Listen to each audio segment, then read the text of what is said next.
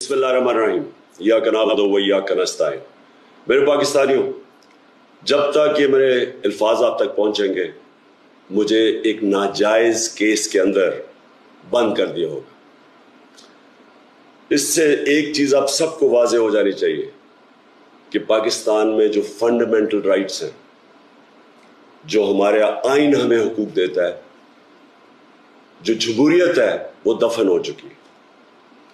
और हो सकता है कि इसके बाद मुझे मौका ना मिले आपसे मुखातिब होने का, इसलिए मैं 2-3 बातें आपसे करना चाहता हूं आज। सबसे पहले, पाकिस्तान की जो कौम है वो मुझे 50 साल से जानती है। मैं पब्लिक में 50 साल से हूं। कभी मैंने ना पाकिस्तान के आइन के खिलाफ किया हूं, ना मैंने कभी पाकिस्तान का कानून तोड़ा है। और मेरी हमेशा, जब से सियासत में आया, मेरी हमेशा कोशिश हुई कि मैं जो भी अपनी जद्दोजहद करूं वो पुरअमन करूं, आइन जो मुझे हक देता है पुरअमन एहतजाज का, उसके बीच में रह के करूं।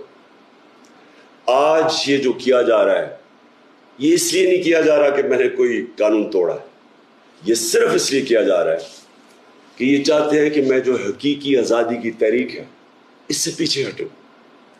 और ये इसलिए किया जा रहा है कि ये करप्ट चोरों का टोला, इंपोर्टेड हुकूमत जो हमारे ऊपर मुसल्लत की गई है, ये चाहते हैं कि मैं उसको कबूल कर लूं।